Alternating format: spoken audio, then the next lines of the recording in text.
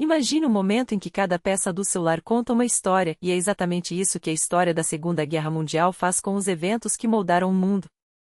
Hoje, mergulharemos em um período decisivo, entre julho e outubro de 1943, quando 3 batalhas épicas redefiniram o curso da guerra. Falo da monumental Batalha de Kursk, da heroica travessia do Dnieper e do audacioso desembarque aliado na Itália. Cada uma delas foi um golpe de mestre no tabuleiro da história. Vamos desvendar esse capítulo, passo a passo. No nosso último encontro, encerramos com a vitória soviética em Stalingrado, um marco que abalou os alicerces do Terceiro Reich. Para Hitler, a situação era crítica, precisava, a qualquer custo, reverter o rumo da guerra com uma vitória esmagadora e rápida. Não era apenas uma questão militar, mas de moral. As forças alemãs recuavam, e o luto nacional por Stalingrado ainda ecoava nas ruas da Alemanha. Uma vitória relâmpago se tornará uma necessidade política. Assim nasceu a Operação Cidadela, um plano ousado para cercar e aniquilar as tropas soviéticas no saliente de Kursk, um ponto estratégico onde o Exército Vermelho se concentrava. Olhe no mapa, o formato do saliente era um convite tentador. A ideia? Ataques simultâneos pelo norte e pelo sul, fechar o cerco e esmagar as divisões inimigas. A operação estava marcada para abril, mas havia um problema grave: a Wehrmacht não estava pronta. Generais brilhantes, como Manstein, alertavam que as tropas careciam de equipamentos modernos. Os novos tanques, os temidos Tigre e Pantera, ainda não haviam chegado em número suficiente. As divisões motorizadas clamavam por renovação. Abril passou, maio chegou, e a máquina de guerra alemã seguia desfalcada. Hitler, inicialmente inclinado a cancelar tudo, acabou adiantando a operação para julho, em um jogo perigoso contra o tempo. Mas aqui vem o detalhe crucial: os soviéticos já sabiam de tudo. Desde a primavera, informações vitais chegavam a Moscou por canais secretos. A inteligência soviética em Berlim vazava planos, e o nome-chave nesse quebra-cabeça era Kim Philby, o espião da Cambridge Five, que, através de decifrações britânicas dos códigos nazistas, repassava dados estratégicos diretamente para Stalin. Os comandantes soviéticos não apenas conheciam a Operação Cidadela, eles se prepararam para ela com uma precisão cirúrgica. Antes mesmo de falarmos de Kursk, porém, um episódio sinistro abalou os bastidores da guerra. Em 4 de julho, um avião B-24 decolou de Gibraltar carregando 2 figuras centrais, Władysław Sikorski, primeiro-ministro do governo polonês no exílio, e seu chefe militar. Minutos depois, a aeronave despencou no mar. Todos morreram, exceto o piloto, Eduard Prchal, um tcheco que, por coincidência, era o único com colete salva-vidas. Pior, testemunhas juram ter visto uma figura misteriosa no topo da fuselagem antes do acidente. Teorias conspiratórias floresceram. Sikorski, um ferrenho opositor à aliança com a URSS, havia resistido às pressões de Churchill para adiar as disputas territoriais pós-guerra em nome da unidade contra Hitler. Sua morte inconveniente alimentou suspeitas de que forças ocultas agiram para removê-lo do caminho. Em meio a esse turbilhão político, o palco estava armado para o maior confronto de blindados da história. Kursk não foi apenas uma batalha, foi um pesadelo de aço e fogo concentrado em um espaço relativamente pequeno. Os números são estarrecedores. Do lado alemão, 780 mil soldados, quase 2.800 tanques e canhões autopropulsados, 10 mil peças de artilharia e 2 mil aeronaves. Os soviéticos, por sua vez, alinharam 1,3 milhão de homens na linha de frente, mais 600 mil em reserva, 3.400 tanques, com outros 15 mil à disposição, 19 mil canhões, e mais 7.500 em reserva, e 2 mil aeronaves, com 500 extras. Quase 2 milhões de combatentes e cerca de 7 mil blindados se enfrentariam em um duelo sem precedentes. O confronto começou em julho, mas os soviéticos já haviam dado o primeiro golpe. Na madrugada do ataque alemão, uma preparação de artilharia soviética varreu as posições inimigas com uma precisão mortal. Tanques alemães, em formação para o avanço, foram pegos de surpresa. As perdas foram brutais, mas não suficientes para deter o ímpeto inicial. Ao norte do saliente, o 47º Corpo Panzer rompeu a primeira linha de defesa soviética, avançando entre 7 e 8 de julho em combates ferozes pela segunda linha, perto de Volkovaca. Foi então que Rokossovski, o mesmo estrategista que havia salvado Moscou, jogou suas reservas na batalha. Em 9 de julho, os generais Kluge e Model, comandantes da ofensiva norte, ordenaram uma pausa para reorganizar as tropas. O avanço havia estagnado, a um custo terrível em vidas. Ao sul, as forças de Manstein travavam uma guerra de atrito igualmente sangrenta. Mas foi em 12 de julho que Kursk atingiu seu clímax, a lendária Batalha de Prokhorovka. Imagine a cena: 1.500 blindados, 826 soviéticos contra 416 alemães colidindo em um campo de morte. Os T-34, ágeis e letais, tinham duas fraquezas fatais: blindagem frágil e canhões com alcance limitado. Enquanto os Tigre Ferdinand alemães podiam destruir alvos a 2 quilômetros de distância, os soviéticos precisavam se aproximar a menos de 800 metros para responder. Era como enviar gladiadores desarmados contra arqueiros em torres. As perdas foram apocalípticas: 60% dos tanques soviéticos foram destruídos, mas os alemães perderam 75% de suas máquinas. A Operação Cidadela, afogada em sangue e metal retorcido, havia fracassado. O curso da guerra estava irrevogavelmente mudado. O dia 12 de julho de 1943 não foi apenas mais uma batalha, foi o momento em que o destino da Alemanha nazista foi selado. Em Prokhorovka, os soviéticos, apesar de todas as desvantagens técnicas, escolheram ser o martelo em vez da bigorna. Enquanto os blindados alemães, exaustos e sangrando após dias de combate, tentavam manter o ímpeto ofensivo, o alto comando nazista finalmente reconheceu o inevitável: a Operação Cidadela estava morta. Não havia mais reservas, não havia mais milagres. Hitler, que sonhara com um golpe decisivo no fronte oriental, viu seu plano desmoronar em meio a carcaças fumegantes de Panthers e Tigers. A ordem foi clara: parar o avanço e passar para a defensiva. Os números falam por si. Os alemães perderam 400 tanques, uma hemorragia mecânica de que nunca se recuperariam. 30.000 soldados, entre eles oficiais veteranos, caíram em combate ou desapareceram nos campos minados da estepe russa. Mas o pior não eram as baixas, era a ameaça concreta de um cerco. Em 16 de julho, o OKW, Oberkommando der Wehrmacht, emitiu a ordem que nenhum estrategista alemão queria ouvir: recuar. 7 dias depois, em 23 de julho, o Exército Vermelho não apenas deteve o inimigo, recuperou todas as posições iniciais. O preço? 70.000 mortos, 107.000 feridos, 700 tanques destruídos e mais de 500 aeronaves abatidas. Os alemães, por sua vez, deixaram para trás entre 200 a 300 aviões, prova de que, pela primeira vez na guerra, a Luftwaffe enfrentava um adversário à altura no céu. Kursk não foi apenas uma batalha, foi o último suspiro da Blitzkrieg. Depois dela, a Wehrmacht nunca mais lançaria uma ofensiva estratégica de tal magnitude. Houve tentativas desesperadas, como a Operação Margarete contra os aliados no Lago Balaton em 1945, mas eram sombras do que fora a Cidadela, operações condenadas, sem fôlego, sem a força que um dia aterrorizou a Europa.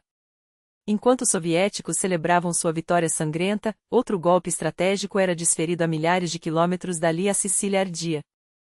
A invasão aliada da Sicília, em 10 de julho de 1943, é muitas vezes subestimada como um mero ensaio para o dia D. Mas foi muito mais que isso: foi o primeiro golpe fatal no ventre mole do eixo. Os historiadores ainda discutem seu impacto em Kursk. Uns argumentam que a Operação USC forçou Hitler a desviar divisões cruciais da URSS para a Itália, aliviando a pressão sobre os soviéticos. Outros rebatem: foram os russos, com seu sacrifício em Kursk, que mobilizaram o grosso do exército alemão, impedindo que reforços fossem enviados para conter os aliados no Mediterrâneo. A verdade? Ambas as visões são verdadeiras e irrelevantes. Kursk e Sicília não foram batalhas interdependentes, mas duas facas cravadas simultaneamente no corpo do Terceiro Reich. Uma sangrava seu exército no leste e a outra, seu aliado mais fraco no sul. E como os aliados desembarcaram na Sicília? Com um plano ousado, execução caótica e um custo humano brutal. A operação começou com um desastre aéreo: 136 planadores de assalto, os frágeis Vácuo e Orsa, feitos de madeira compensada e folhas de alumínio, deveriam levar 2.000 paraquedistas britânicos para capturar pontes-chave. Mas 69 deles foram soltos cedo demais e afundaram no mar Mediterrâneo, levando consigo 252 homens, incluindo o general de brigada George Hopkins, que sobreviveu por horas agarrado aos destroços antes de ser resgatado. O principal objetivo, a Ponte Grande, virou um banho de sangue, 313 britânicos mortos, 174 feridos ou desaparecidos, além de 14 pilotos de planadores abatidos. A brigada, dizimada, foi retirada da linha de frente. O desastre foi tão grande que os aliados quase perderam a iniciativa antes mesmo do desembarque principal. Porque aqui está a verdade crua: em 1943, ninguém sabia fazer um desembarque anfíbio em larga escala. Os filmes mostram paraquedistas caindo em formação impecável, mas a realidade era caos puro. Os soviéticos, com seus desastres em Kerch e Odessa, sabiam disso. Os alemães, com suas operações na Noruega, também. E os aliados? Estavam aprendendo no sangue. Enquanto os planadores afundavam e os paraquedistas eram espalhados pelo vento, a força principal, 478 mil homens, entre americanos e britânicos, começava a chegar nas praias. E aqui, pela primeira vez, a sorte sorriu: os italianos não queriam lutar. Desde 1939, o exército italiano estava podre por dentro. Sem moral, sem suprimentos, sem vontade. Quando viram a frota aliada no horizonte, 2.600 navios transportando 500.000 de soldados, muito simplesmente depuseram as armas. As divisões alemãs, como a Hermann Göring, tentaram resistir, mas eram poucas contra o tsunami humano que avançava. Em 23 de julho, os aliados já controlavam a maior parte da ilha. Os nazistas, sempre pragmáticos, iniciaram uma evacuação relâmpago. Em 10 dias, retiraram 12.000 soldados, 4.500 veículos e 5.000 toneladas de equipamentos. Até 17 de agosto, a Calábria estava livre de alemães sem que os aliados conseguissem impedi-los. O balanço final: 24.000 baixas aliadas contra 28.000 do eixo, mas o número que realmente importa é outro: 130.000 italianos se renderam. Não foi uma vitória militar brilhante. Foi o início do fim para Mussolini. Em poucas semanas, o Duce seria deposto, a Itália se renderia, e a Alemanha perderia seu aliado mais estratégico no sul. Kursk quebrou o exército alemão no leste, Sicília desmoralizou seu último parceiro leal.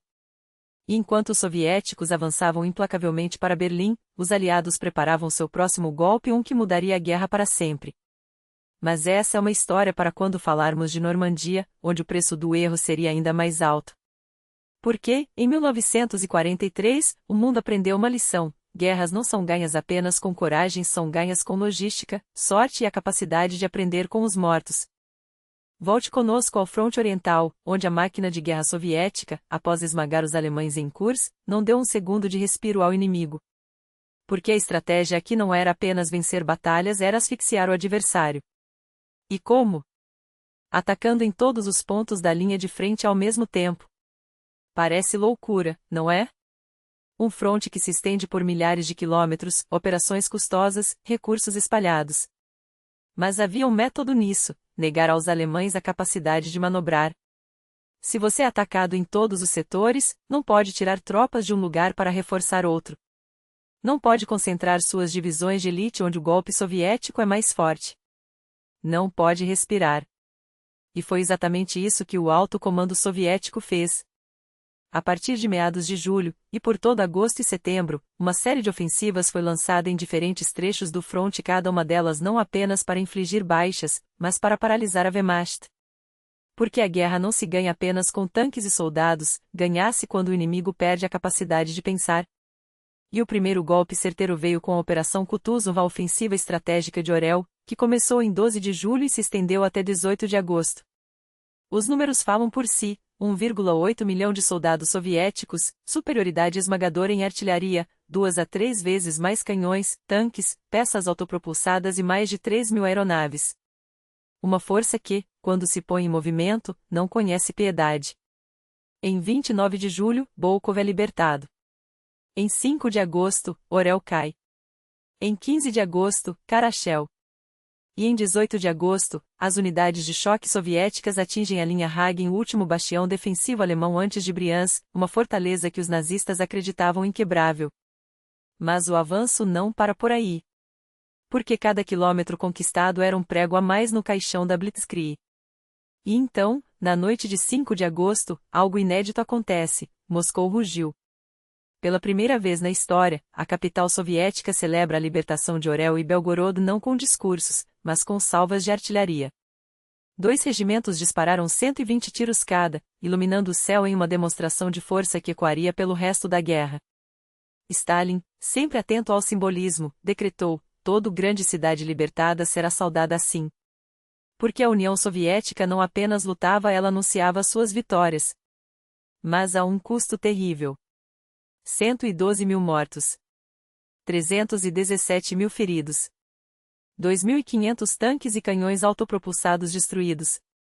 Quase 1.000 aeronaves perdidas. Os alemães, em comparação, deixaram 40 mil homens no campo de batalha, menos da metade. Sim, a conta foi sangrenta. Mas a estratégia funcionou. Enquanto a Wehrmacht se debatia para conter os avanços em Orel, outras frentes se abriam, outras facas cravavam no flanco inimigo. E uma delas foi a ofensiva de Minsk, uma batalha pouco conhecida, mas que merece ser chamada de um pequeno Stalingrado. Porque ali, ao sul, os alemães haviam construído uma defesa em camadas, 2 linhas de trincheiras, campos minados, arame farpado, bunkers de concreto. Uma fortaleza projetada para sangrar o Exército Vermelho.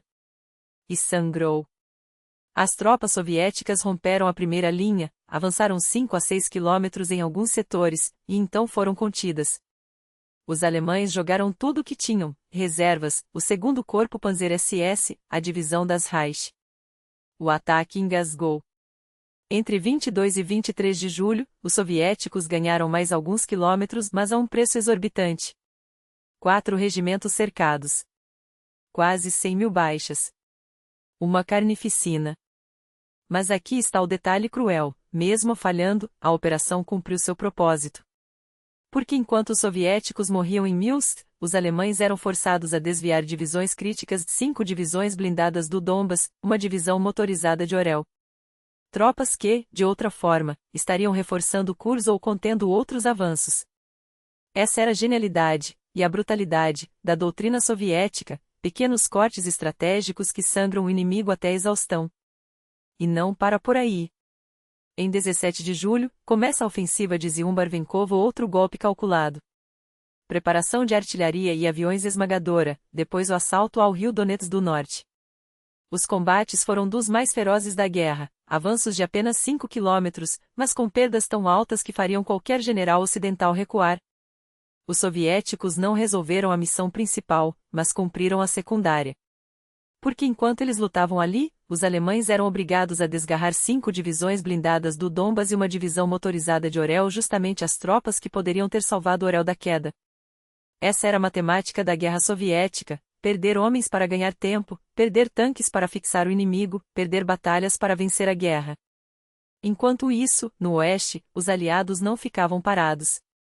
Após a queda da Sicília, os bombardeiros aliados começaram a transformar a Itália em um inferno. E o primeiro alvo simbólico?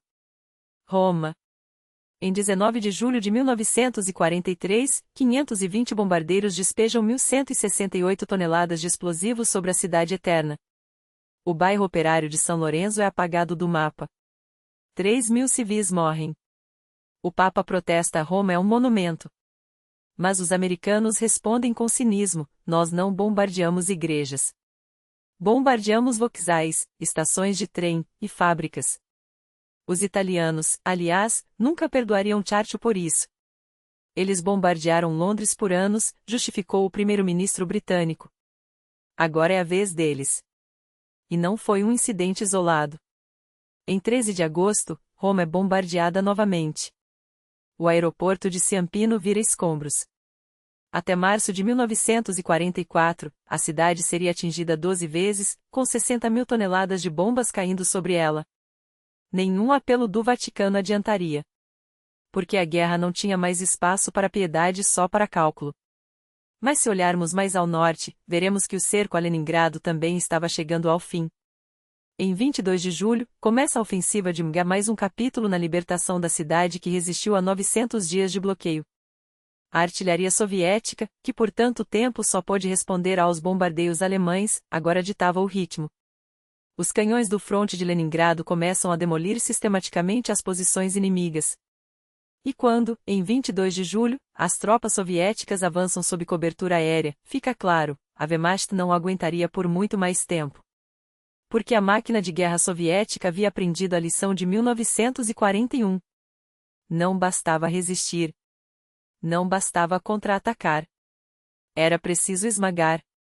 E em 1943, eles estavam fazendo exatamente isso metro por metro, cidade por cidade, vida por vida. Mas a guerra não dá trégua aos que hesitam.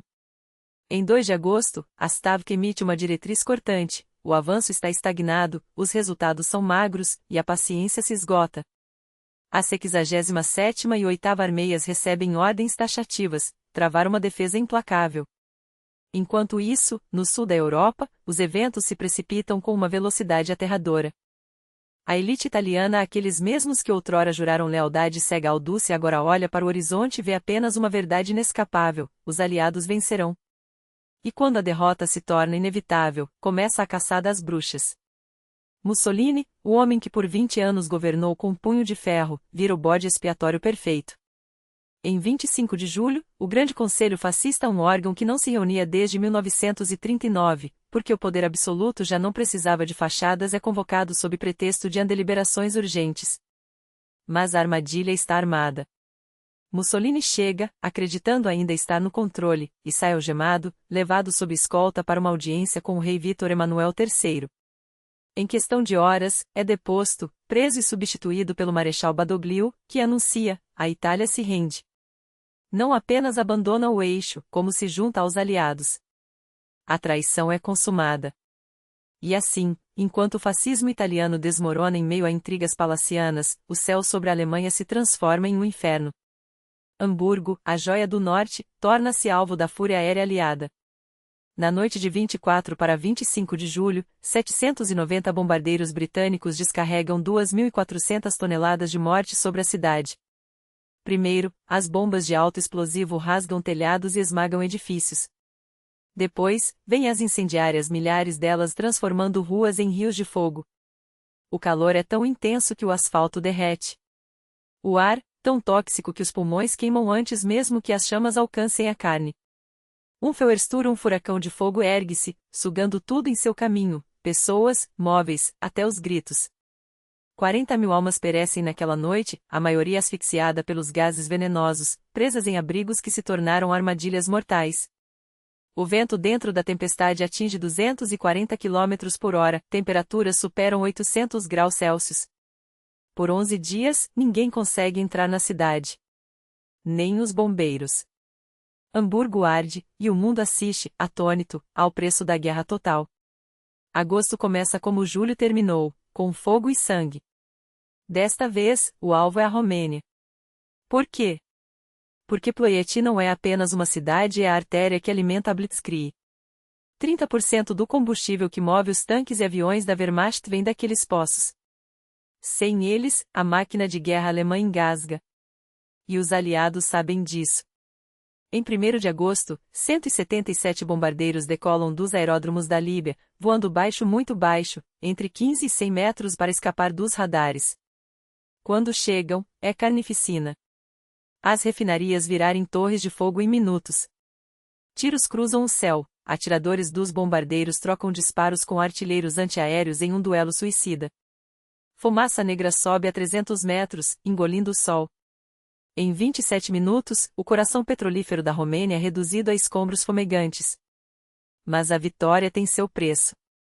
53 aeronaves são abatidas. 55, danificadas. Centenas de homens morrem ou são capturados. Os romenos e alemães, em contrapartida, perdem apenas 7 aviões. Pior, em 2 meses, os poços voltam a bombear. A operação Tidal Wave falha em seu objetivo estratégico, provando que até a destruição mais espetacular pode ser insuficiente quando o inimigo se recusa a quebrar. Enquanto isso, no leste, a terra treme sob os pés da Wehrmacht. A ofensiva de Belgorod-Arkow, lançada em 3 de agosto, é a resposta soviética à resistência alemã. 300.000 soldados do eixo, muitos deles das divisões de elite SS Viking, das Reich Totenkopf, aguardam atrás de linhas fortificadas, 6 a 8 quilômetros de trincheiras, campos minados, arame farpado, bunkers de concreto.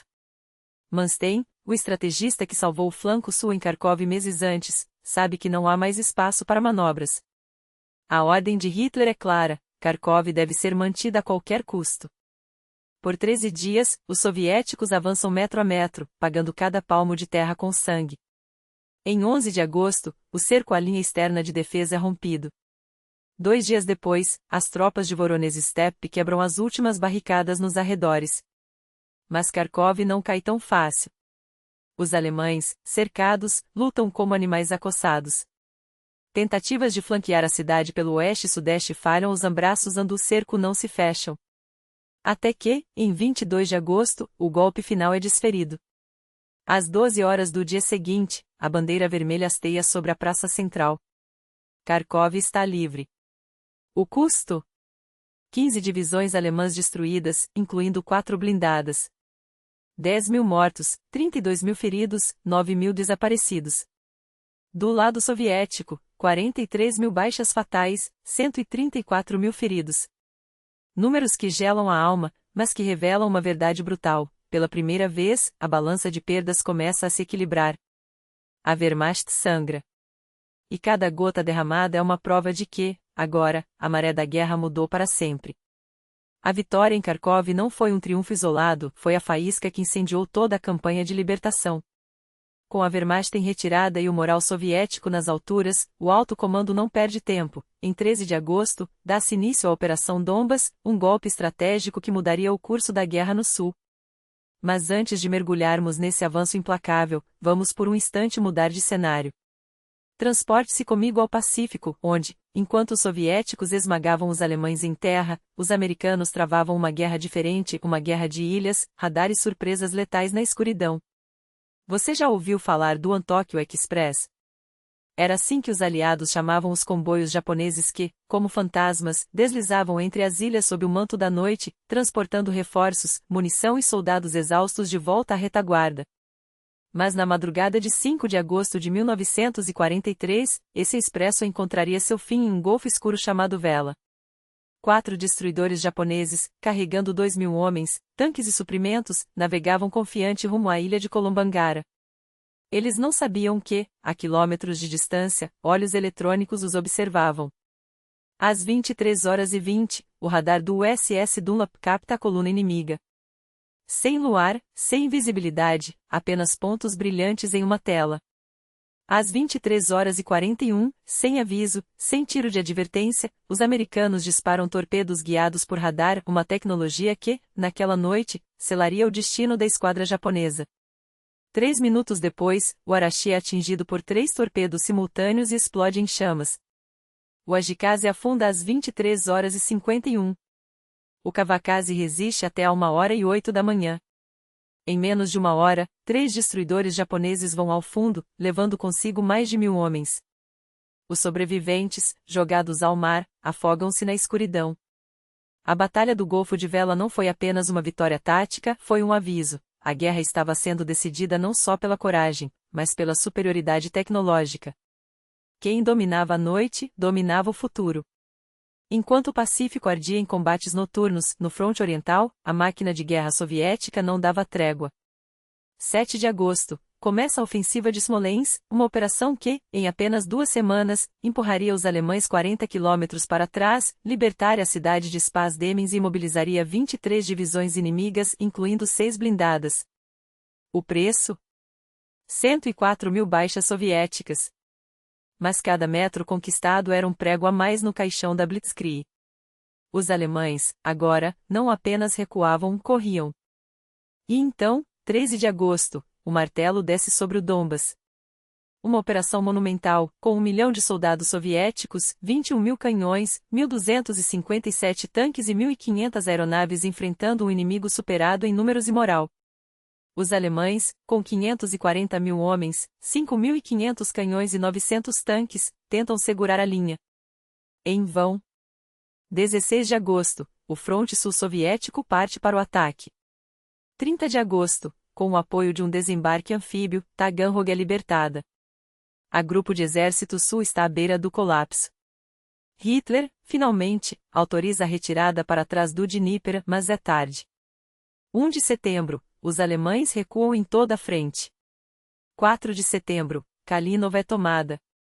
5 de setembro, Gorlovka cai. 8 de setembro, as tropas soviéticas libertam Stalino, hoje Donetsk. Em 22 de setembro, a operação termina com um triunfo esmagador, o Donbas está livre. Os alemães perdem 115 mil homens, os soviéticos, 273 mil, mas o que importa é o que foi conquistado. 300 quilômetros de avanço, a linha Dnepropetrovsk-Melitopol alcançada, e, acima de tudo, o coração industrial da Ucrânia de volta às mãos soviéticas. E por que o Donbas era tão vital? Carvão. O combustível que alimentava as fábricas de tanques, os trens blindados, as forjas da máquina de guerra alemã. Sem ele, a Wehrmacht perdia sua vantagem logística. Pior, a 17ª Armada, isolada na Crimeia, estava condenada. Seria esmagada apenas em 1944, mas seu destino já estava selado. Enquanto os soviéticos avançavam como uma avalanche, os alemães se apegavam à sua última esperança, o Amuro do Leste ou Ostwall, uma linha fortificada ao longo do Dnieper. Mas isso é uma história para daqui a pouco. Porque, enquanto a Europa queimava, do outro lado do mundo, os americanos estavam prestes a cometer um dos maiores desperdícios de vidas da guerra, tudo por causa de um erro de inteligência. 15 de agosto de 1943, a Operação Cottage, o assalto à Ilha Kiska, no Alasca. Um pedaço de rocha gelada, ocupado pelos japoneses em junho de 1942, com uma guarnição de poucos homens e uma estação meteorológica. Para retomá-la, os aliados mobilizaram 100 navios, 30 mil soldados americanos e 5.500 canadenses. A 11ª Força Aérea despejou 424 toneladas de bombas sobre a ilha. A artilharia naval disparou 330 toneladas de projéteis. E então, em 15 de agosto, as tropas desembarcaram. O que encontraram? Nada. Os japoneses já tinham evacuado a ilha em 28 de julho, deixando para trás apenas minas, armadilhas e o vento cortante do Ártico. Mas os aliados não sabiam. Durante 2 semanas, soldados avançaram por túneis congelados, sofrendo queimaduras pelo frio, tropeçando em explosivos. Quando finalmente perceberam o engano, o balanço era grotesco: 32 mortos, a maioria por minas, 50 feridos, 130 casos de congelamento e, para coroar a tragédia, um destruidor americano que afundou após bater em uma mina, levando 71 marinheiros consigo. 313 vidas perdidas por uma ilha vazia. Um fiasco que prova como, mesmo nas guerras mais tecnológicas, a incompetência humana pode ser tão letal quanto o inimigo. Mas enquanto os americanos se afundavam no ridículo em Kiska, na Europa, os britânicos preparavam algo muito mais sinistro. Maio de 1943, pilotos da RAF sobrevoam a costa francesa e avistam estranhas estruturas, algo entre poços gigantes e torres de concreto. No início, ninguém entende. Até que a inteligência britânica descobre a verdade: são bases de lançamento para uma arma que mudaria tudo. Uma arma que, em poucos meses, traria o terror aos céus de Londres. E o nome dessa operação? Crossbow. Mas isso, meus amigos, é uma história que merece ser contada com o peso que ela exige. Porque quando essa arma for revelada, o mundo entenderá que a guerra não era mais apenas de tanques e infantaria, era uma corrida contra o apocalipse tecnológico. E então, quando a verdade sobre essa arma de retaliação finalmente vem à tona, os britânicos percebem: ela não é apenas um projeto no papel. Ela existe. E não é uma, nem duas, são centenas de V2 prontas para ser lançadas. Os analistas da inteligência britânica entram em estado de alerta máximo. Os espiões vasculham cada pista, cada relatório interceptado, até que descobrem o coração sombrio dessa máquina de guerra, Peenemünde, na Prússia Oriental. Mas Peenemünde não é apenas uma base militar. É um complexo sinistro, construído com o suor e o sangue de milhares de prisioneiros arrancados de suas terras, poloneses, ucranianos, bielorrussos, soviéticos, todos jogados em condições desumanas, cavando túneis nas pedreiras, erguendo fábricas sob chicotadas e fome. Ali, nas entranhas da Alemanha nazista, o V2 nasce entre gritos e cadáveres. E os britânicos, quando descobrem isso, entendem uma coisa: não podem esperar. 17 de agosto de 1943. A Royal Air Force lança a Operação Hydra, o maior ataque aéreo contra Peenemünde até então. 597 bombardeiros pesados cortam o céu noturno, carregando milhares de bombas de alto explosivo, seguidas por uma chuva de incendiárias. Os nazistas, confiantes em sua invulnerabilidade, nem sequer imaginavam que os aliados ousariam atingir tão fundo em seu território. Eles estavam errados. O resultado: devastação. 735 mortos, entre eles Walter Thiel, o gênio por trás dos motores do V2. Outros cientistas-chave, engenheiros, oficiais de alto escalão, todos varridos do mapa. O general Friedrich Wilhelmson Schony, responsável pela defesa aérea do local, coloca uma bala na própria cabeça ao perceber a magnitude do desastre. As fábricas do V2 são reduzidas a escombros. Os barracões dos prisioneiros viram cinzas, 213 a 220 almas, presas em suas celas, queimadas vivas. A produção das rockets é paralisada por 6 meses. Mas a noite de horror não termina aí. Ainda em 17 de agosto, os aliados desferem outro golpe, desta vez, uma dupla ofensiva arrasadora, a Operação Double Strike. 376 bombardeiros americanos, divididos em 16 grupos, decolam com um único objetivo: esmagar a máquina de guerra nazista em 2 pontos vitais. Regensburg. Ali, a fábrica Messerschmitt, onde nascem os caças que dominam os céus da Europa, é o alvo. Os nazistas, distraídos, com sua defesa aérea em manutenção, não esperavam o ataque. 970 bombas de 220 kg caem sobre o complexo. 70% acertam em cheio. O chão treme. As linhas de produção são destruídas.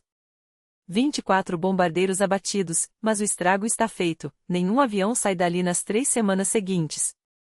Os alemães juram que a recuperação levaria meses. Eles conseguem em 4. Schweinfurt. O segundo golpe. O alvo. O coração da produção de rolamentos de esferas, peças essenciais para tanques, aviões, submarinos. 36 bombardeiros perdidos, mas o dano é brutal. As fábricas são reduzidas a ruínas.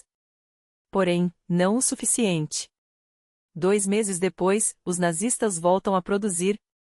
E os aliados, ao verem seus sacrifícios se esvaírem tão rápido, entendem uma verdade cruel: sem caças de longo alcance para escoltar os bombardeiros, cada missão é um suicídio. E enquanto as bombas caem e os céus ardem, nos bastidores, a guerra se decide em salas fechadas. 17 a 24 de agosto, Quebec, Canadá. A Conferência Quadrante reúne os homens que moldarão o futuro: Roosevelt, Churchill e os chefes de Estado-Maior. E, pela primeira vez, um representante da China, Sung Tse-Wen, senta à mesa dos três grandes. O que está em jogo? 1. O segundo frente. Stalin exige, os aliados prometem, mas quando? A resposta ainda é um segredo guardado a 7 chaves. 2. A ajuda à China contra o Japão. Os americanos querem manter a pressão no Pacífico, mas sabem, sem recursos, Chiang Kai-shek não aguentará. 3. O nascimento das Nações Unidas. Um documento é assinado: 4 potências, Estados Unidos, Reino Unido, URSS e China, serão os pilares de um novo mundo. A responsabilidade pela paz pós-guerra está selada. 4. O segredo mais sombrio de todos. Um protocolo ultraconfidencial: Grã-Bretanha entra no Projeto Manhattan. A corrida pela bomba atômica acaba de ganhar um novo jogador. E enquanto os diplomatas traçam o futuro, no leste, o inferno se reacende. 25 de agosto de 1943. A batalha pelo Dnieper começa. Depois de Kursk, o Wehrmacht não é mais o mesmo. Hitler, desesperado, ordena a construção do Muro Oriental, uma fortaleza de 6 a 20 quilômetros de largura, estendendo-se do Mar Negro até o Báltico, com minas, trincheiras, bunkerizados, artilharia pesada. O Dnieper, com suas margens íngremes, seria a barreira natural perfeita. Mas os soviéticos não vão esperar. O que se segue não é uma batalha. É um massacre calculado. Os alemães, em retirada, minam cada palmo de terra. A margem direita do rio, mais alta, dominada por metralhadoras e canhões, torna-se um matadouro. Os soviéticos avançam sem pausa, muitas vezes forçando a travessia sob fogo-cerco, em barcos improvisados, jangadas de madeira, até mesmo portas arrancadas de casas. Não há praias para desembarcar, como na Normandia. Aqui, os homens se atiram contra um muro de chumbo. E mesmo assim, eles conseguem. Pequenos cabeças de ponte são estabelecidos 5, 10, 15 homens, agachados em buracos cavados à mão, resistindo a contra-ataques furiosos. A artilharia nazista varre o rio. A Luftwaffe bombardeia sem piedade. Mas os soviéticos não recuam. Eles cavam, lutam, morrem e avançam. Esta não é uma operação. É um ato de desespero e genialidade. Uma guerra onde a coragem supera a lógica, onde homens comuns fazem o impossível. E quando a poeira baixar, quando o último tiro for disparado, o mundo entenderá: o Dnieper não foi apenas uma batalha. Foi o início do fim. Aqui, a máquina de guerra soviética não apenas avança, ela esmaga. E o preço dessa vitória será medido não em quilômetros, mas em heróis. Nunca na história da Grande Guerra Patriótica tantos soldados receberam o título de herói da União Soviética em uma única operação. Não por acaso. Stalin não ouve os generais que pedem mais tempo, mais preparação, mais qualquer coisa que não seja o ataque imediato. A Ucrânia não é apenas terra, é símbolo. É o coração industrial do império, a espinha dorsal econômica que alimenta a máquina de guerra. E Hitler, do outro lado, ordena o mesmo: resistir até a morte. Não há espaço para recuo. Não há alternativa além da aniquilação mútua. Então começa a Batalha do Dnieper. 26 de agosto. O primeiro golpe é desferido pelo Corpo Chernigovolin, 3 brigadas de fuzileiros e 3 brigadas blindadas, 579 mil homens em movimento. Uma maré humana que se lança contra as defesas alemãs. Os nazistas não ficam parados. Contra-ataques furiosos, tanque contra tanque, homem contra homem. Em 27 de agosto, os soviéticos repelem 12 assaltos em um único dia. Até 31 de agosto, o avanço é de apenas 25 quilômetros, um ganho ínfimo no papel, mas uma brecha mortal na psicologia inimiga. Porque os alemães não esperavam resistência ali. Era um setor secundário, um flanco considerado seguro. Engano fatal. O 16º Exército rompe as linhas como uma lâmina quente na manteiga. 30 de agosto, Glukov é libertada. A notícia se espalha como fogo em palha seca. Reservas são jogadas na brecha, o avanço se acelera. 3 de setembro, as tropas soviéticas chegam aos arredores de Novgorod-Seversky, forçam a passagem pelo Desna, tomam Konotop em 9 de setembro, Bakhachi em 15, Nezin em 20.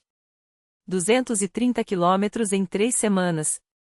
Uma blitzkrieg ao contrário, não de tanques, mas de carne e osso. Mas a guerra não se trava em um só fronte. 28 de agosto a 6 de setembro, a ofensiva de Yelnya Dorogobush, outro golpe estratégico. Desta vez, o alvo é Smolensk. O objetivo? Imobilizar as divisões alemãs, impedindo que sejam enviadas para o Dnieper. A artilharia soviética abre o caminho, a infantaria avança sob fogo certeiro. 28 de agosto, a linha inimiga é perfurada em 6 a 8 quilômetros. 29 de agosto, a brecha já tem 30 quilômetros de profundidade. E então, a cavalaria. Sim, cavalaria. O corpo de guardas montados, a última carga da história onde cavalos e sabres decidem uma batalha moderna. Eles não lutavam assim desde Moscou, em 1941. Antes disso, desde a Guerra Civil. Mas ali, em Yelnya, os regimentos a cavalo são lançados como um raio contra as linhas alemãs. Contra-ataques nazistas são esmagados sob cascos e metralhadoras. 100 tanques são jogados na batalha e ainda assim, 30 de agosto, Yelnya é libertada. 1 de setembro, Dorogobush cai. Eu me lembro, criança ainda, em um acampamento pioneiro, assistindo a um filme sobre essa operação. Um prisioneiro alemão, atordoado, tentava pronunciar o nome da cidade, Rogobuis. Rogobuis. A cena ficou gravada em minha memória como um símbolo não da vitória, mas da confusão do inimigo diante daquilo que não conseguia entender. A frente de ataque se expande para 150 quilômetros. Os alemães jogam tudo o que têm, divisões SS, regimentos de elite. Conseguem estancar o avanço, mas não apagar o que já foi feito. 6 unidades recebem o título honorífico de Yelnya, um reconhecimento raro, reservado apenas às batalhas que mudam o curso da guerra. Porque Yelnya não foi apenas uma vitória. Foi um aviso. Enquanto isso, ao sul, outro inferno se abre, o fronte do Mills. uma fortaleza inquebrável. Ou assim pensavam os alemães. Uma linha de defesa que se estendia do Mar de Azov até Taganrog, ancorada no rio Mills, reforçada com trincheiras, casamatas, campos minados de 200 metros de largura, densidade de 20 a 30 bunkers por quilômetro quadrado. Um labirinto de morte onde o fogo cruzado varria qualquer movimento. Os soviéticos já tinham tentado tomá-lo 2 vezes em 1941 e 1942 e falhado. Fevereiro a agosto de 1943, nova tentativa. E desta vez, não haverá recuo. 18 de agosto. O ataque começa com um rugido que abala a terra, 1000 canhões disparam em uníssono. Enquanto a artilharia esmaga as posições inimigas, sapadores avançam sob fogo, desarmando minas com as próprias mãos, marcando caminhos com estacas para os tanques. Mas quando a fumaça baixa, descobrem que os tanques não enxergam as marcações, a poeira é tão densa que tudo se apaga. Então os sapadores voltam, desta vez à frente dos blindados, guiando-os como cegos através dos campos minados. Sabendo que cada passo pode ser o último. Atrás deles, a infantaria. Acima, os Il-2 Turmovik, os tanques voadores, descem em picado, metralhando tudo que se move. Primeiro dia, o Mills é rompido. 19 de agosto, a brecha já tem 20 quilômetros de profundidade. Os alemães contra-atacam com tudo, mas é tarde. 21 de agosto, são empurrados de volta. 26 de agosto, Hitler joga a 13ª Divisão Panzer, puxando unidades de toda a frente, tentando o velho truque flanquear, cercar, destruir. Mas os soviéticos já aprenderam essa lição. 24 de agosto, tomam as vilas de Artyomov e Semyonovsk, cortam a estrada para Taganrog. As reservas nazistas ficam isoladas. 27 de agosto, Ambrosiva e Blagodatnaya são libertadas. E então? 28 de agosto. O dia em que o Mills se torna o pequeno Stalingrado. O alvo, Saur-Mogila. Uma colina estratégica, um ponto de observação de onde a artilharia alemã dominava a região. Quem a controlasse, controlava a batalha. 29 de agosto, os soviéticos quase a tomam. Os alemães contra-atacam com fúria. Segunda tentativa. Terceira. Quarta. 31 de agosto, madrugada, finalmente, a bandeira vermelha tremula no topo. Mas a vitória tem um preço. Por cada soldado alemão morto, 2 soviéticos caem. Nos 3 anos de batalhas no Mills, 830.000 soldados do Exército Vermelho perderam a vida. Metade deles em 1943. As perdas alemãs? 11.000. Isso não é uma batalha. É um moedor de carne humano. E ainda assim, o Mills cai. Taganrog é o próximo. Primeiro, um desembarque anfíbio, comandos navais cortam as linhas de suprimento nazistas. Mas quando chegam, descobrem que os alemães já estão em retirada. As tropas terrestres avançam, e em 30 de agosto, a cidade é libertada. A guerra não é uma linha reta. Enquanto o Exército Vermelho sangra na Ucrânia, na Dinamarca, os nazistas lançam a Operação Safari, o desarmamento forçado das tropas dinamarquesas. Sim, a Dinamarca, ocupada desde 1940, ainda tinha seus soldados em quartéis, passivos, mas armados. E agora, nem isso. Mas essa é outra história. Porque aqui, no leste, o que importa é isto: o Dnieper não será uma batalha. Será um rio de fogo. E quando as águas se acalmarem, o Terceiro Reich entenderá, tarde demais, que o fim começou nas suas margens.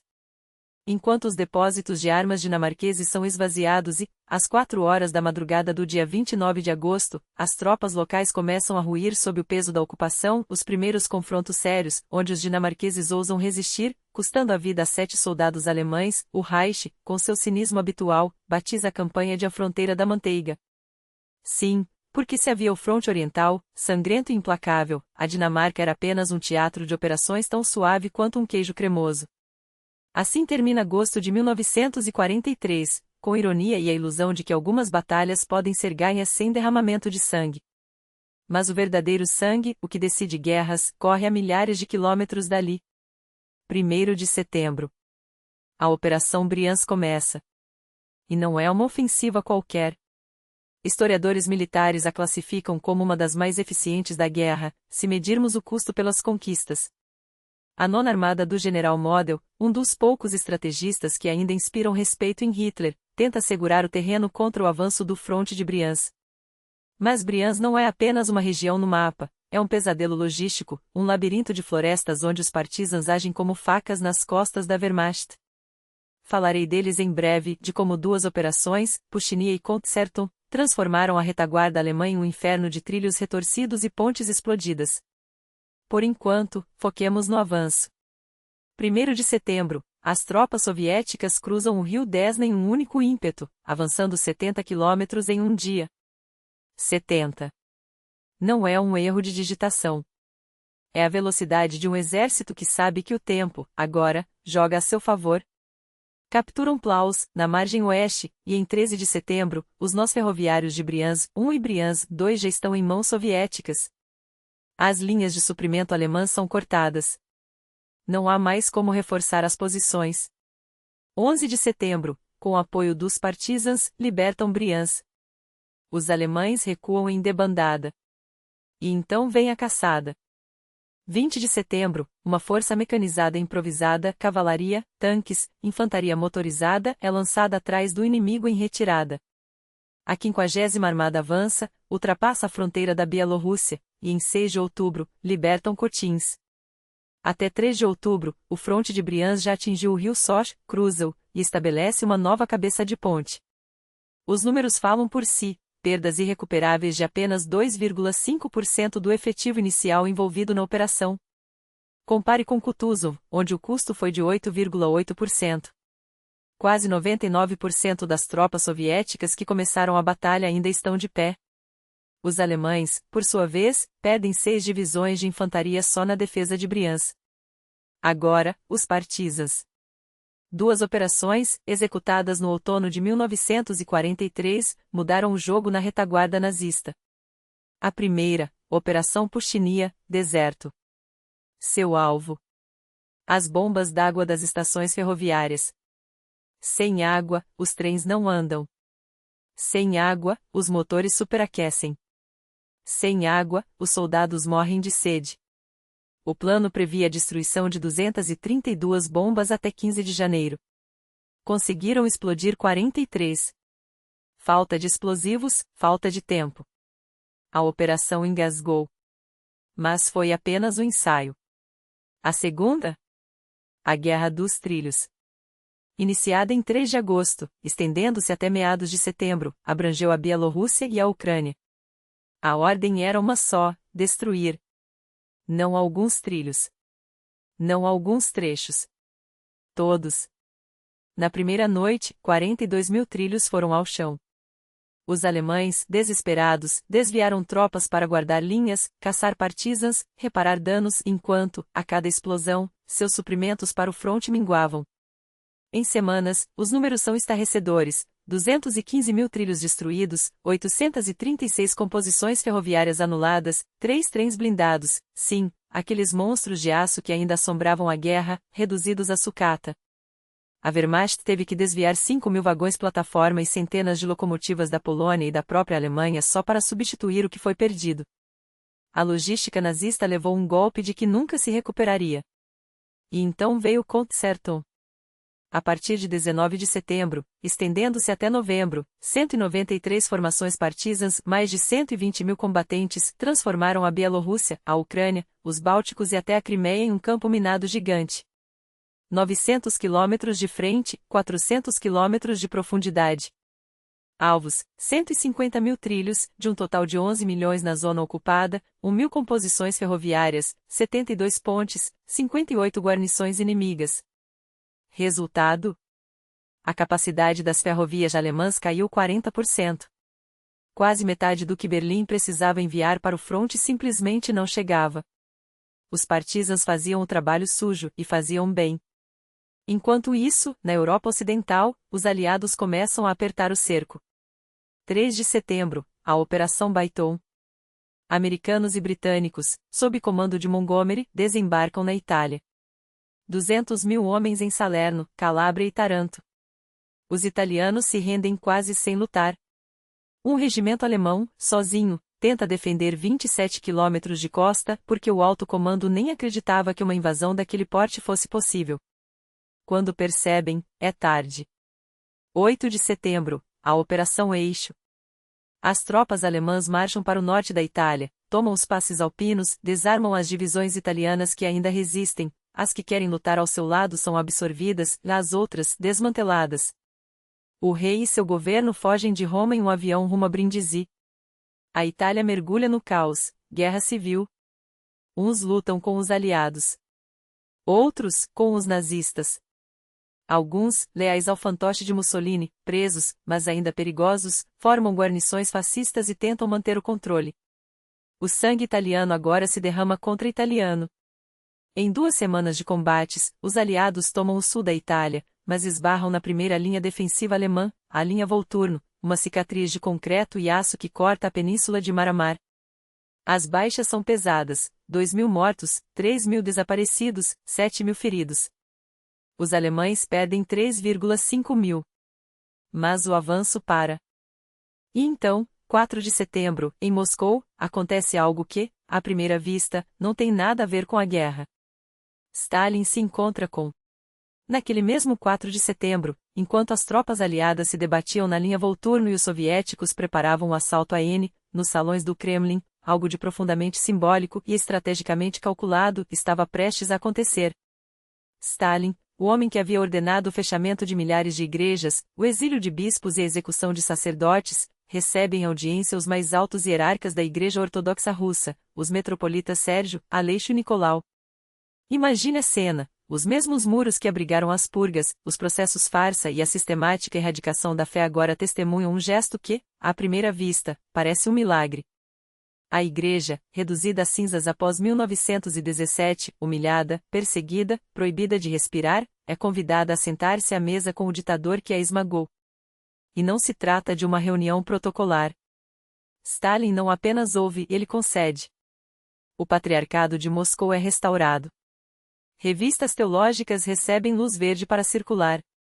Seminários e academias eclesiásticas, antes sufocados, ganham permissão para reabrir.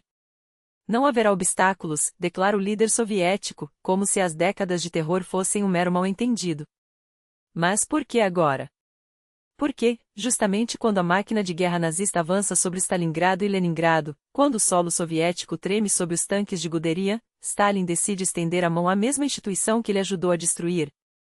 A resposta está no discurso que ele próprio proferiu em 3 de julho de 1941, quando, pela primeira vez em anos, dirigiu-se ao povo não como camaradas, mas como irmãos e irmãs.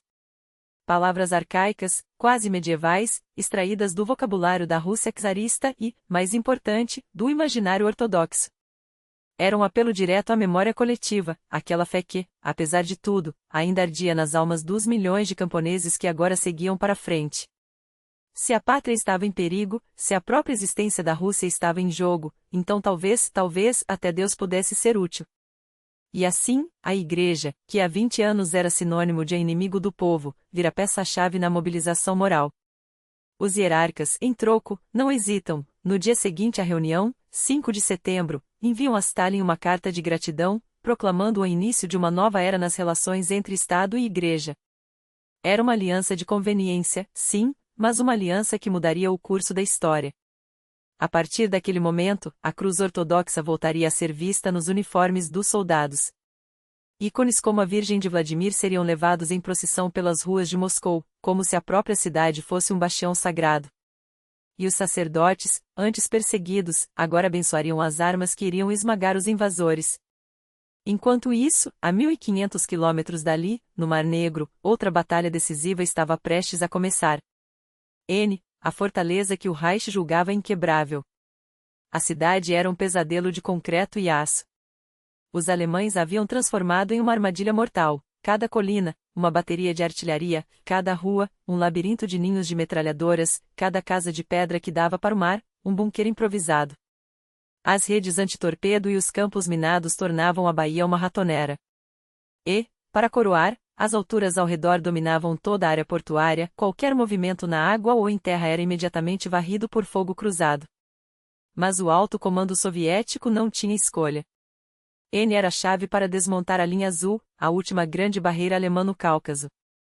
E assim, na madrugada de 9 de setembro, sob uma chuva de projéteis, a operação começou. Primeiro, os torpedos. Uma esquadra de lanchas rápidas irrompe na baía, cortando as redes de proteção, detonando as minas, abatendo as defesas costeiras com fogo preciso. Os navios de desembarque avançam em meio ao inferno, ondas de homens saltam nas praias, enquanto os canhões navais martelam as posições inimigas. As perdas são brutais, os corpos se amontoam na areia, os barcos afundam em chamas, mas a máquina de guerra soviética não recua. Tanques são desembarcados. A artilharia pesada é arrastada para a linha de frente. E, às 6 da manhã de 11 de setembro, o impensável acontece. As tropas do Exército Vermelho rompem as defesas e tomam o complexo do Cimento Vermelho de Outubro, o coração industrial da cidade. A resistência alemã ainda é feroz, mas o cerco está fechado. A Nona Armada lança seu contra-ataque. Os nazistas, pegos entre o mar e a montanha, são forçados a dividir suas forças. Em 16 de setembro, N é libertada. O porto, antes um símbolo da ocupação, agora é uma vitória sangrenta e o início do fim para a linha azul. Mas os alemães não são tolos. Enquanto os soviéticos avançam sobre os arredores Voroilovo, Damansky, os vinhedos de Abral de Urso, onde o famoso espumante russo era produzido, a 17ª Armada nazista executa uma retirada tática. Em 24 de setembro, após uma pausa estratégica, os soviéticos retomam a ofensiva, apenas para descobrir que o inimigo já havia evacuado suas melhores unidades para a Crimeia. A vitória custou caro, 145 mil soldados soviéticos mortos. Os alemães perderam apenas 12 mil, mas a península de Tama estava finalmente livre. Enquanto isso, na Itália, o Reich preparava sua vingança. O afundamento do Roma, o fim de uma era. O Roma, o orgulho da Regia Marina, era um gigante de aço com apenas 15 meses de vida. Um linchor de 41 mil toneladas, armado com canhões de 381 milímetros, projetado para dominar os mares. Mas a guerra moderna não pertencia mais aos colossos de artilharia, pertencia aos aviões. Quando a Itália anunciou sua rendição, em 8 de setembro, o Roma recebeu ordens de rumar para Malta, onde seria entregue aos britânicos. Mas a Luftwaffe não permitiria tal humilhação. Avistado por reconhecimento aéreo, o navio foi atacado por bombardeiros Dornier Du-217, armados com as temíveis bombas guiadas Fritz X. 2 impactos diretos. Uma explosão cataclísmica. Em questão de minutos, o Roma afundou, levando consigo 1.253 homens de sua tripulação. Apenas 596 sobreviveram. Era o epitáfio de uma doutrina naval. Os encouraçados, outrora reis dos oceanos, haviam se tornado alvos lentos e vulneráveis. O futuro pertenceria aos porta-aviões, aos caças, às armas que podiam atingir o inimigo além do horizonte. E enquanto Roma desaparecia nas águas do Mediterrâneo, em Roma, outra tragédia se desenrolava. A queda da cidade eterna. Os italianos tentaram resistir. A divisão Ariete, com seus tanques, ocupou posições estratégicas. Mas era tarde. Às 22 horas de 10 de setembro, as primeiras unidades alemãs já estavam nos arredores. Em questão de horas, a cidade, que não via um cerco desde 1870, estava nas mãos da Wehrmacht. O governador italiano ainda manteve uma farsa de autoridade até 23 de setembro, mas todos sabiam, Roma agora respondia a Berlim. E então veio a jogada mestre de Hitler. Operação Carvalho, o resgate que mudou a guerra. 12 de setembro, 14 horas e 5. Nas montanhas acima do Lago Gran Sasso, 10 planadores DFS-230 pousam em silêncio. De seu interior, 72 comandos das SS, liderados pelo lendário Otto Sorzeni, emergem com uma missão: libertar Mussolini. O Duce, deposto em julho, estava preso no Hotel Campo Imperatore, uma fortaleza a 2.100 metros de altitude, acessível apenas por uma teleférico. Os alemães não hesitaram. Sorzeni e seus homens tomaram a estação da teleférico, neutralizaram os guardas italianos sem disparar um tiro e, em questão de minutos, estavam diante de Mussolini. Duce, o forreiro espera, disse Sorzeni. Mussolini, pálido e abalado, não teve escolha. O plano de fuga era arriscado. Um pequeno avião Fieseler Storch deveria decolar de uma pista improvisada, com o Duce a bordo. O piloto, Tenente Gerlach, advertiu: se não ganharmos altitude rápido, caímos na montanha.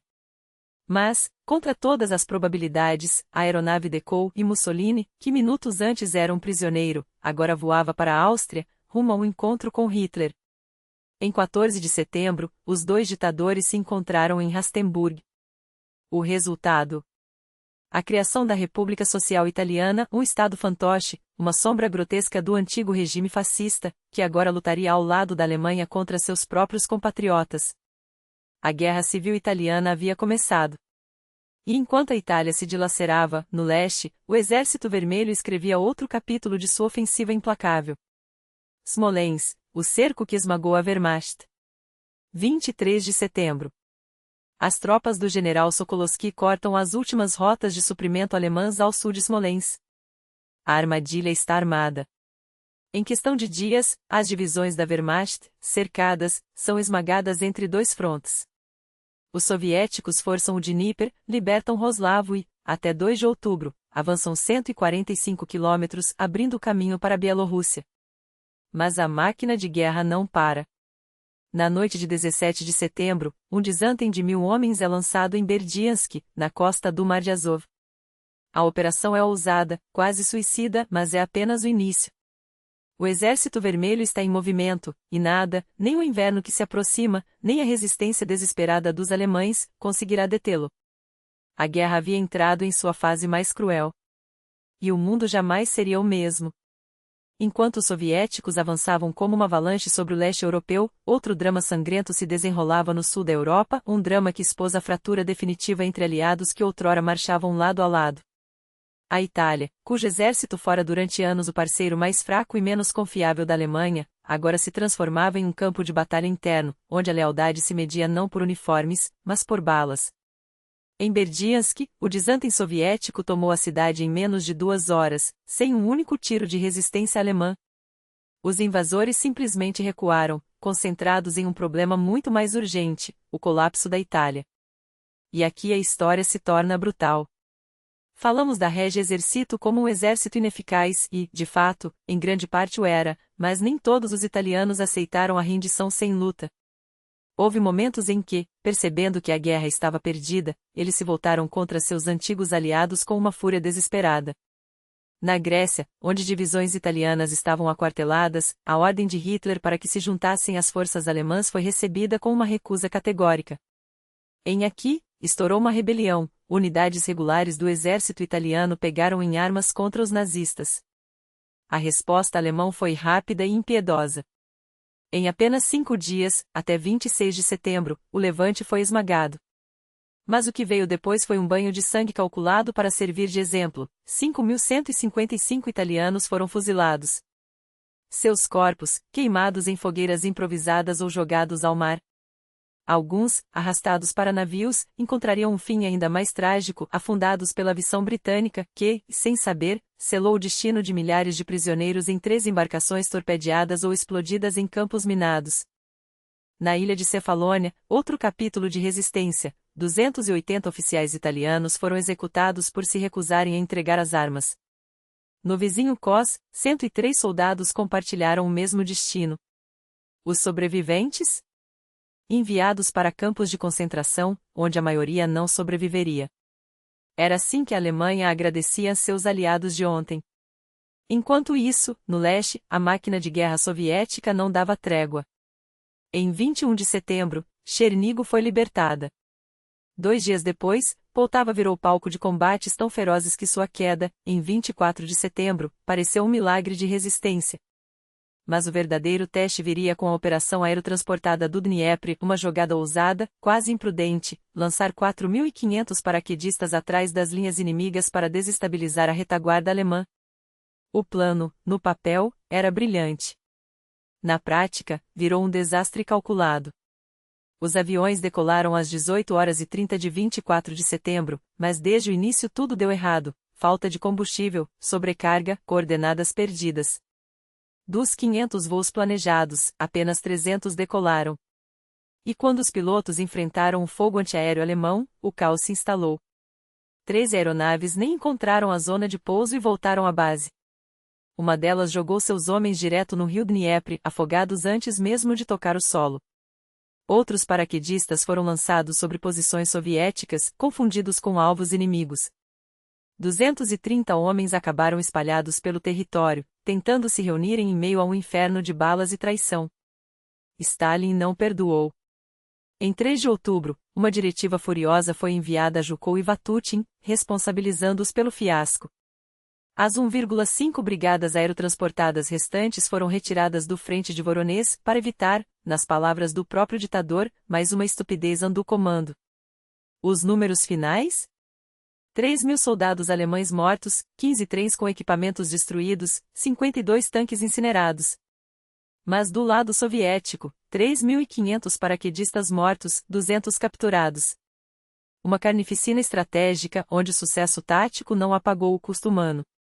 Enquanto isso, mais ao sul, a Operação Baixo Dniepr começava em 26 de setembro, parte da colossal batalha pelo Dniepr. Os soviéticos avançaram, mas a Wehrmacht resistia com unhas e dentes. Em alguns setores, o progresso foi de apenas 2 a 5 quilômetros em dias de combate.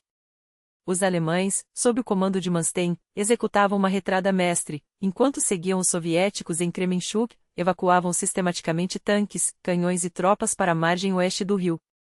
Kharkov, Poltava, Kremenchuk, cada cidade perdida era um passo na grande fuga estratégica da Alemanha. Mas a guerra não era só de exércitos. Era também de cidades que se revoltavam.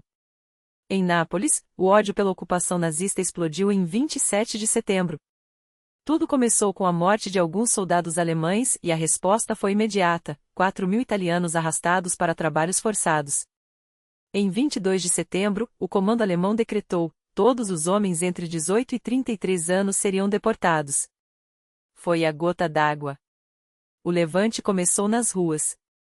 Criminosos locais, que dominavam Nápoles desde o século XIX, juntaram-se aos civis. Armas foram roubadas de depósitos militares, barricadas ergueram-se, e 400 a 500 napolitanos, muitos deles desarmados, enfrentaram os nazistas em combate urbano. Os alemães responderam com tanques e artilharia, bombardeando sua própria zona de ocupação. Mas Nápoles não se curvou. No final, os nazistas capturaram 88.000 pessoas, mas a resistência havia provado algo crucial: a Europa ocupada não aceitaria mais a bota alemã sem luta. E enquanto o sangue secava nas ruas de Nápoles, no leste, o Exército Vermelho cruzava o Dniepr, escrevendo com fogo e aço o próximo capítulo de uma guerra que já não tinha mais volta. Não houve deportações. E, em um gesto que desafia a lógica da guerra, o neapolitano rebelde permitiu que os alemães se retirassem em paz. Sim, você leu certo. A mesma cidade que os expulsou com facas, coquetéis Molotov e uma fúria inquebrantável deixou-os ir quando já não havia mais sentido em derramar sangue. Foi um episódio único, quase surreal, onde a população não apenas venceu, como escolheu a clemência sobre a vingança. Em 30 de setembro de 1943, os nazistas abandonaram Nápoles, deixando para trás uma cidade ferida, mas indomável. E assim terminou um mês que provou, mais uma vez, que a resistência não era um ato de desespero, mas uma sentença de morte para o Reich. Mas setembro de 1943 não se encerra sem um último golpe de teatro, desta vez, nas águas geladas do Ártico, onde o monstro de aço aguardava seu destino, o Tirpitz, o irmão gêmeo do Bismarck, o terror dos mares do norte. Enquanto Bismarck já jazia no fundo do Atlântico, vítima de sua própria arrogância, o Tirpitz se escondeu como um lobo ferido nos fiordes noruegueses, de onde caçava os comboios aliados com impunidade. E foi ele, o Tirpitz, quem transformou o convoio Porque 17 em um banquete para os U-Boats, porque a simples ameaça de sua presença fez os britânicos dispersarem suas embarcações como ovelhas sem pastor, entregando-as ao massacre.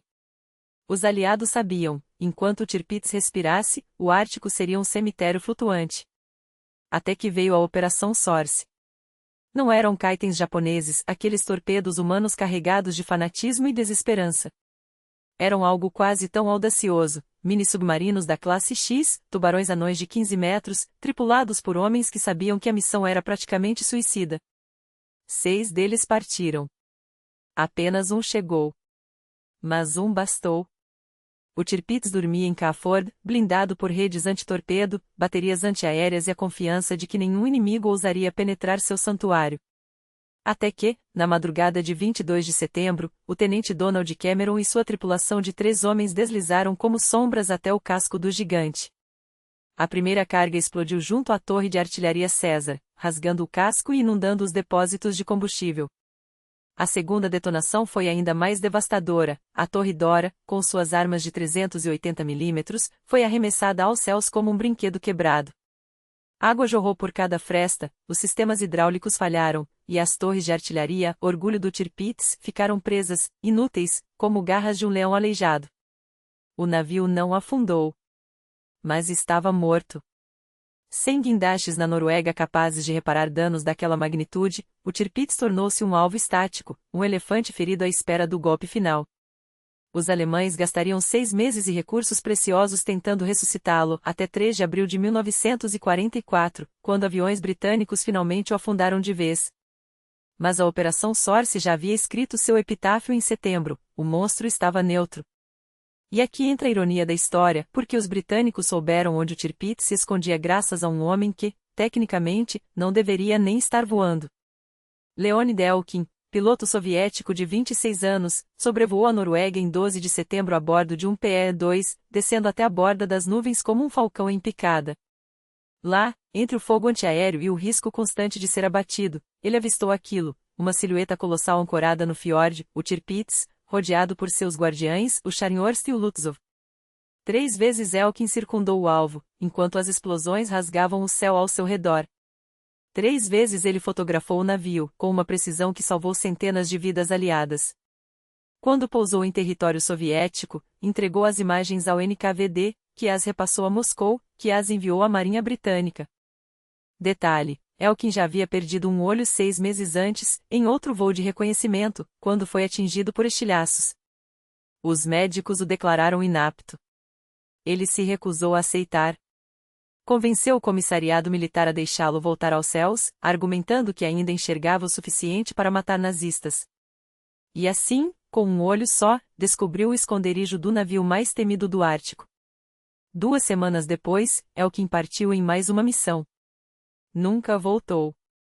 Hoje, seu nome é uma nota de rodapé em arquivos militares. Mas em setembro de 1943, ele foi o elo que uniu a resistência de Nápoles aos golpes dos aliados no norte, um lembrete de que a guerra não era vencida apenas com tanques ou bombardeiros, mas com homens que, mesmo mutilados, recusavam-se a parar. De que material eram feitos esses homens? Não sei. Talvez do mesmo aço dos navios que afundavam. Talvez de algo ainda mais resistente.